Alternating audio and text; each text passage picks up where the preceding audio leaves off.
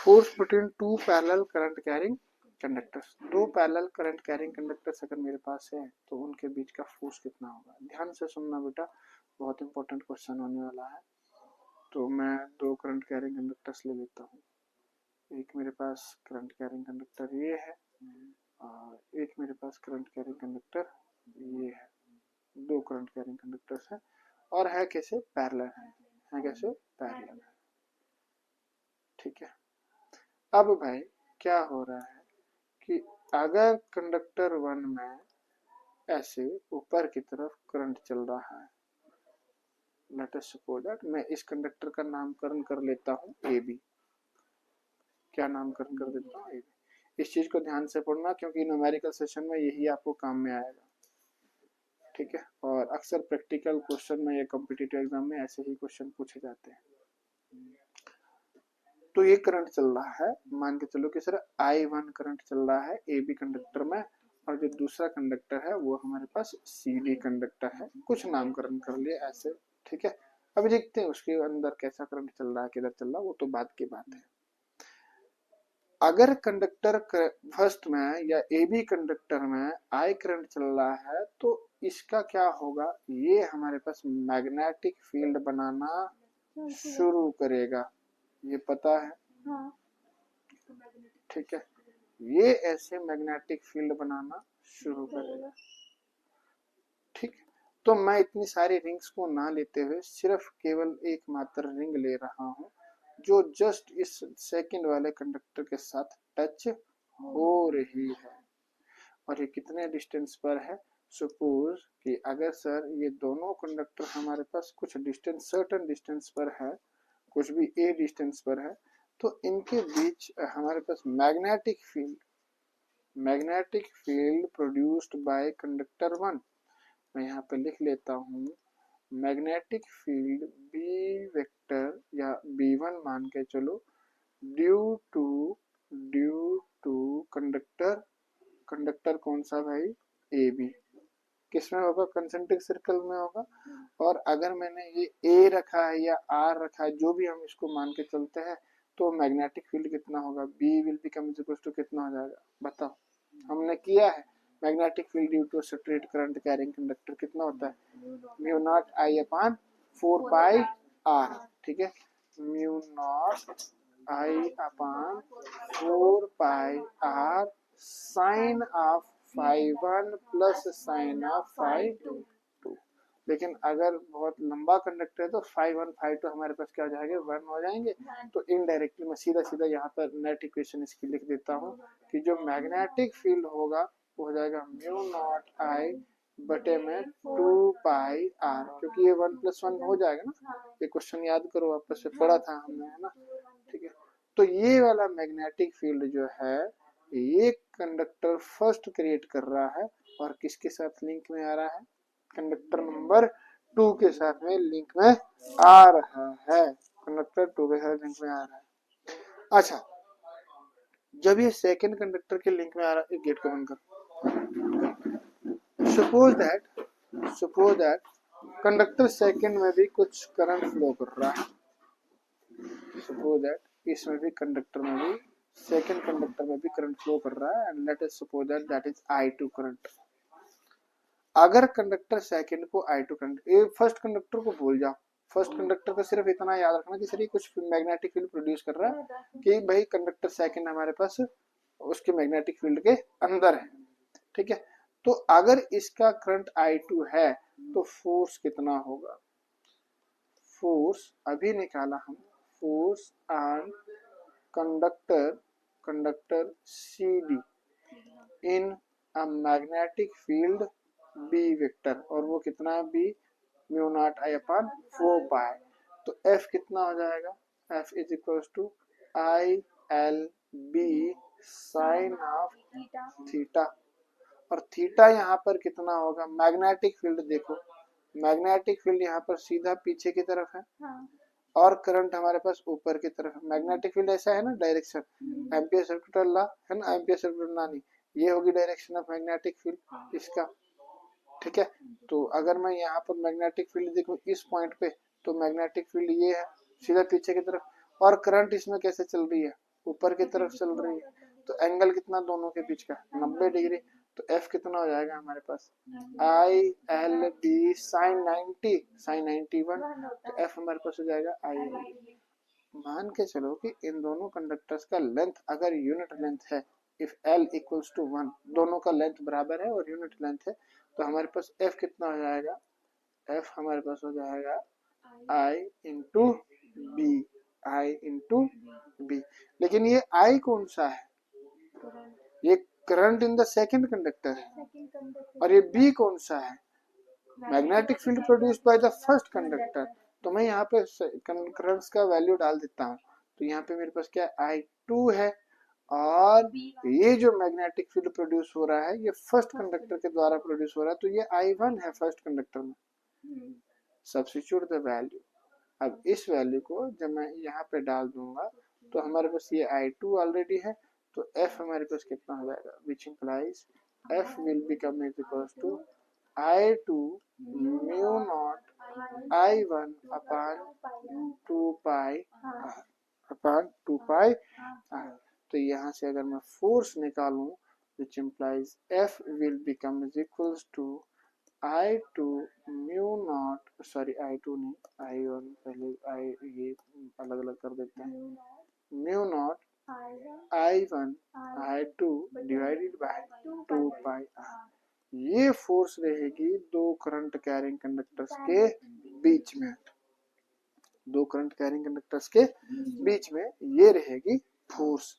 अब सर यहाँ पर दिक्कत ये है कि अगर कंडक्टर सेकंड में भी करंट फ्लो कर रहा है, क्या ये फोर्स अट्रैक्टिव रहेगी या फिर हमारे पास रिपल्सिव रहेगी, है ना। देखते हैं क्या होगा, देखते हैं क्या होगा।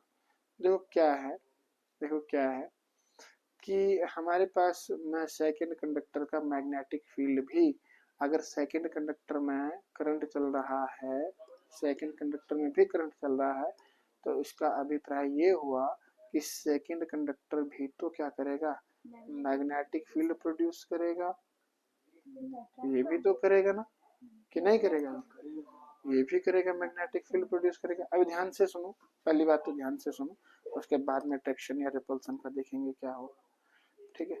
तो सेकंड कंडक्टर भी हमारे पास क्या कर रहा है, मैग्नेटिक फील्ड प्रोड्यूस कर रहा है। अबे यार छोटा सा क्यों हो गया, बराबर आया, ये देखो कुछ इस प्रकार से, कुछ इस प्रकार से।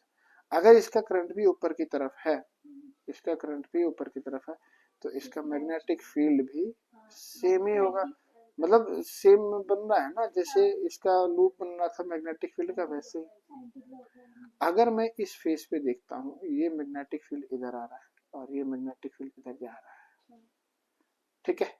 इसका मैग्नेटिक फील्ड, कंडक्टर 1 का मैग्नेटिक फील्ड अंदर की तरफ जा रहा है और कंडक्टर 2 का मैग्नेटिक फील्ड बाहर की तरफ आ रहा है, इसका मैग्नेटिक फील्ड बाहर की तरफ आ रहा है। यहाँ पर देखूं, कंडक्टर 1 का मैग्नेटिक फील्ड लूप लेते हुए बाहर की तरफ जा रहा है और कंडक्टर 1 का लूप लेते हुए वो अंदर की तरफ आ रहा है, यहाँ से ये अंदर की तरफ आ रहा है, ऐसे आ रहा है घूमते,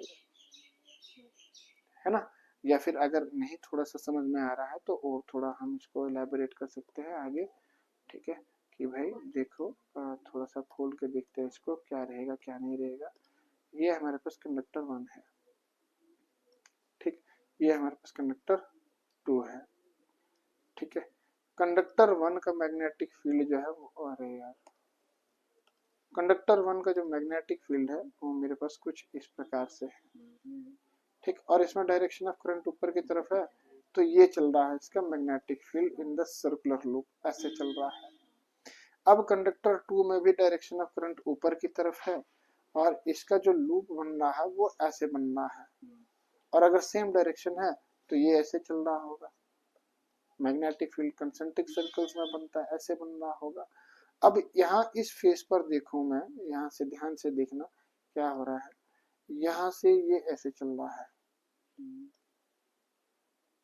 क्या ये दोनों मैग्नेटिक फील्ड लाइंस एक दूसरे के ऑपोजिट आ रही हैं? अगर दोनों मैग्नेटिक लाइंस एक दूसरे के ऑपोजिट आ रही है तो सर अगर एक नॉर्थ बना रहा है दूसरा क्या बना रहा है, तो नॉर्थ और साउथ क्या करेंगे, एक दूसरे को अट्रैक्ट करेंगे, क्या करेंगे, अट्रैक्ट। तो हमने हमने ये जो फोर्स निकाली अभी F is equals to mu naught I1 I2 बटे में 2 पाई R, जबकि R वो डिस्टेंस था, ये वाला 2 पाई A निकाला है हमने कि R निकाला है, देख लेना। ठीक है, तो अगर सेम डायरेक्शन में फोर्स करंट चल रही है तो फोर्स कैसी होगी, अट्रैक्टिव होगी। और अगर उल्टी दिशा में करंट चले, उल्टी दिशा में करंट चले, अगर मैं इसके करंट का बहाव उल्टा कर दूं, ऐसे नीचे की तरफ कर दूं, तो फिर हमारे पास मैग्नेटिक फील्ड क्या हो जाएगा, ये मैग्नेटिक फील्ड उल्टा हो जाएगा ऐसा। तो ये भी इस तरफ ऐसा, और इस फेस पे ये मैग्नेटिक फील्ड भी अंदर जा रहा है और ये भी अंदर जा रहा है, तो दोनों हमारे पास नॉर्थ नॉर्थ ही बना रहे हैं या साउथ साउथ ही बना रहे हैं। ठीक है, तो ये क्या करेंगे, रिपेल करेंगे और इतनी ही फोर्स से रिपेल करेंगे। एक चीज का ध्यान दिया तुमने कभी, तुमने एक चीज का ध्यान दिया, क्या होता है कि जब तुम्हारा ये एक हाई टेंशन पोल होता है ना, जैसे ये हाई टेंशन पोल है, एक पोल नंबर ये है, एक पोल नंबर ये है, ठीक, और ऐसे इस पे कितनी वायर्स होती हैं, कितनी होती है, मैक्सिमम 3 होती है ना, 1 2 और 3। इन तीनों वायर्स को अक्सर टाइट रखा जाता है, क्यों, वो ढील नहीं करते। अच्छा, दूसरा वो पोल है जो आपके घर तक बिजली लेके आ रहा है, दूसरा वो पोल भी है जो आपके घर तक बिजली लेके आ रहा है। अब हम गांव के लोग के, गांव के बच्चे हैं, तो हमें पता है कि हमारे क्या हालत है यहाँ पे, है ना। ठीक है, तो हमारे जो दूसरा ये है, तो इस केस में क्या है, जो वायर्स होती है ना वो लगभग ढीली ढीली सी होती है, ये वाली वायर्स होती हैं वो ढीली ढीली सी होती है, ऐसे ऐसे ऐसे ऐसे ऐसे ऐसे घूमते घूमते ऐसे ऐसे ऐसे ऐसे, कभी इतना क्लोज भी चली जाती है ना। तो दिक्कत ये है कि सर इन इन वायर्स को बहुत टाइटली रखा जाता है, और इन वायर्स को ढीला भी छोड़ दे कोई इश्यू नहीं, उतना ज्यादा इश्यू नहीं होता। व्हाट इज द रीजन, क्योंकि ऊपर अट्रैक्ट कर लेंगी ना। हाँ, ऊपर क्या हो रहा है, जो ट्रांसफार्मर तक कॉइल आ रही है, ये जो ट्रांसफार्मर तक कॉइल आ रही है, अर्थ नहीं, अभी तो सुनो क्या हो रहा है, ये जो कॉइल आ रही है इन सब में सेम डायरेक्शन में करंट चल रहा है, और सेम डायरेक्शन में करंट चलने का मतलब अभी हमने देखा कि F कितना हो जाएगा, अगर इसमें I1 करंट चल रहा है, इसमें I2 करंट चल रहा है, इसमें I3 करंट चल रहा है, तो ये हो जाएगा म्यू नॉट कितना, I1 I2 बटे में 2 पाई R, वो तो होगा इसका R।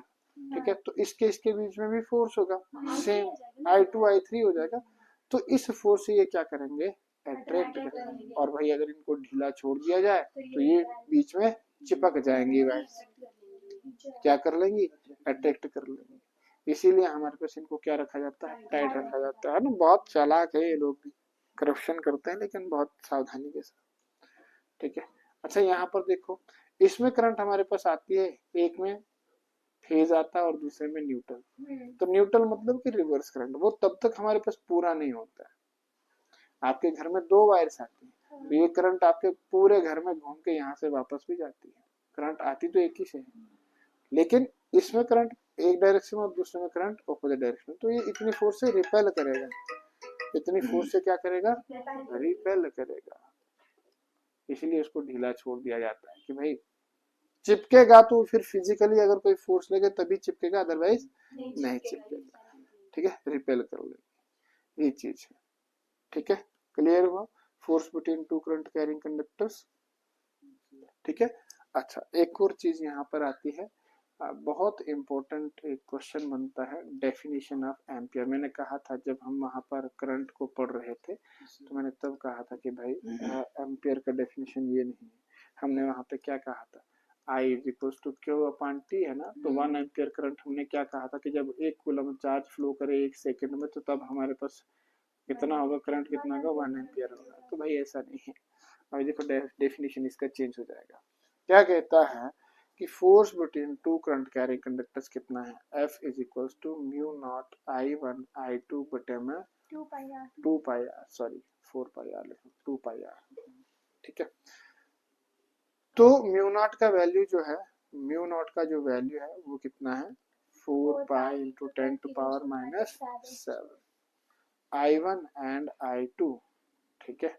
और ये कितना हो जाएगा हमारे पास, 4 एफ कितना हो जाएगा, F is equal to 4 pi into 10 to power minus 7 I1 I2 divided by 2 pi, R को अगर मैं 1 मीटर रख देता हूँ कि दो कंडक्टर्स के बीच का जो डिस्टेंस है वो है 1 मीटर, ठीक है। तो 2 पाई 4 पाई कैंसल 2, तो एफ कितना बना, 2 into 10 to power minus 7 I1 I2, ठीक है, ओके। तो कहता है यहाँ से हमारे पास जो अगर I1 I2 के बराबर हो जाए, I1 इक्वल्स टू I2 के बराबर and that is equals to 1 unit, 1 ampere current को हमें डिफाइन करना है ना, तो 1 हो जाए तो भाई F कितना हो जाए, F कितना हो जाएगा, 2 into 10 to power minus 7 newton. अरे भाई रुक जाओ यार, ठीक है। तो कहता है 1 एम्पियर करंट किसके बराबर होगा, 1 एम्पियर करंट तब माना जाएगा दो कंडक्टर्स के बीच में जब हमारे पास दो कंडक्टर्स को 1 मीटर की दूरी पर रखा जाए, 1 मीटर की दूरी पर रखा जाए और उनके बीच का फोर्स कितना होना चाहिए, force 2 into 10 to power minus 7 newton के बराबर। मतलब दो कंडक्टर्स को मैंने 1 मीटर की दूरी पे रखा है ना, दो कंडक्टर्स में 1 मीटर की दूरी पे रखा है, तो इसमें मैं कहूंगा कि 1 एम्पियर करंट तब होगा इनके अंदर 1 एम्पियर करंट तब होगा जब ये दोनों हमारे पास कितनी फोर्स से अट्रैक्ट करें, 2 into 10 to power minus 7 newton से अट्रैक्ट करें। तो hence we conclude that 1 ampere can be defined as the current which flows through two parallel current carrying conductors placed at a distance of 1 meter apart attract or repel। वो तो depend करेगा कि direction of current कैसी है, अगर same direction में तो attract करेगा, ऑपोजिट डायरेक्शन में तो रिपेल करेगा। अट्रैक्ट्स और repel each other with a force of 2 into 10 to power 7 minus 7 newton. तब हमारे पास I कितना हो जाएगा, 1 एम्पियर के बराबर माना जाएगा। सेम डायरेक्शन में होगी तब अट्रैक्शन होगी, हाँ जब सेम डायरेक्शन में होगी तब अट्रैक्शन होगी, जब मैंने उल्टा बोला, कोई बात नहीं सॉरी, ठीक है। जब सेम डायरेक्शन में होगी तो तब अट्रैक्शन होगी, जब ऑपोजिट डायरेक्शन में होगी तो तब रिपल्शन होगी, ठीक है भैया। यहाँ पर किया है 10, the two parallel wire carrying current in the same direction attract each other। जब सेम डायरेक्शन में चल रहा है तो तब अट्रैक्ट करेगा, और जब ऑपोजिट डायरेक्शन में करंट चल रहा है तो वो रिपेल करेगा एक दूसरे को, ठीक है भैया। ये था हमारे पास force on current carrying conductor. अब इसके साथ बहुत इंपॉर्टेंट रहेगा अगला टॉपिक भी, टार्क ऑन अ कॉइल या लूप के ऊपर कितना टार्क होता है जब हम उसको मैग्नेटिक फील्ड में डालते हैं, और यहीं से कंसेप्ट आपका उठेगा कि एसी मोटर, डीसी मोटर, ये वगैरह वगैरह कैसे चलती है।